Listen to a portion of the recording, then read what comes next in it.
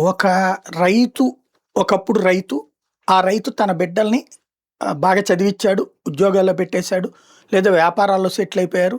వాళ్ళు హైదరాబాద్‌లో ఉన్నారో, బెంగుళూరులో ఉన్నారో, చెన్నైలో ఉన్నారో, లేకపోతే అమెరికాలో ఉన్నారో, యూరప్ దేశాల్లో ఉన్నారు.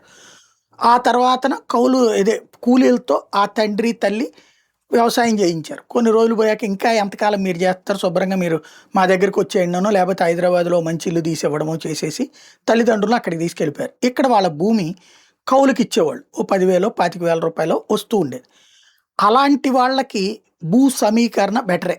ఎందుకంటే ఆ భూమిని తీసుకున్న ప్రభుత్వం అక్కడ డెవలప్ చేస్తే దాంట్లో 1000 గజాలు 12,000 వీళ్ళకొస్తే ఆ భూమికి వచ్చేటటువంటి అమ్మితే వచ్చే 10,00,000తో పోల్చుకుంటే ఇదో ₹1,00,00,000 పలుకుతుంది కాబట్టి వాళ్ళకి బెనిఫిట్టే.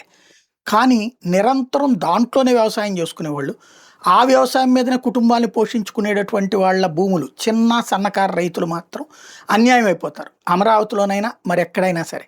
ఇప్పుడు అలాంటి రైతులే తాజాగా ఎదురు తిరుగుతున్నారు. ఓఆర్ఆర్‌కి, అమరావతి ఔటర్ రింగ్ రోడ్డుకి. ఔటర్ రింగ్ రోడ్ పేరుతో చిన్న, సన్నకారు రైతులను రాష్ట్ర ప్రభుత్వం ఇబ్బందులు పాలు చేస్తోందని, ఖరీదైన పొలాలు రింగ్ రోడ్లో పోతే మా జీవితాలు రోడ్డున పడతాయని రైతులు ఆవేదన వ్యక్తం చేశారు.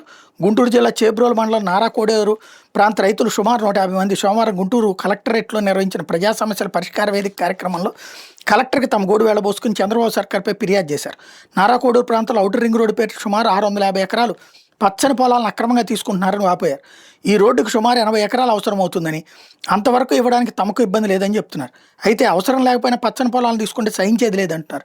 14-19 కాలంలో రాజధాని పేరు సుమారు 35,000 ఎకరాల రైతుల నుంచి తీసుకుని వాళ్ళని ఎప్పటికీ వేధింపులకు గురి చేస్తున్నటువంటి పరిస్థితిని చూస్తున్నామన్నారు.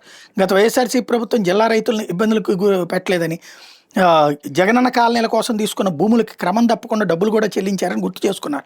మాజీ సీఎం వైఎస్ జగన్తో పాటు ఇతర నాయకులను కలిసి తమ పరిస్థితిని వివరించి సహాయం కోరతామని చెప్తున్నారు. ఇటీవల కేంద్ర సహాయ మంత్రి పెమ్మసాని చంద్రశేఖర్, పొన్నూరు ఎమ్మెల్యే నరేంద్ర నారాకోడూరు ప్రాంత రైతులను కలిసి వివరాలు అడిగారని రాంబాబు అనే రైతు చెప్పారు.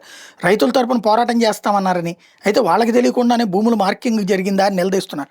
తమతో రాజకీయ క్రీడలాడితే భవిష్యత్ గలంతేనని హెచ్చరిస్తున్నారు.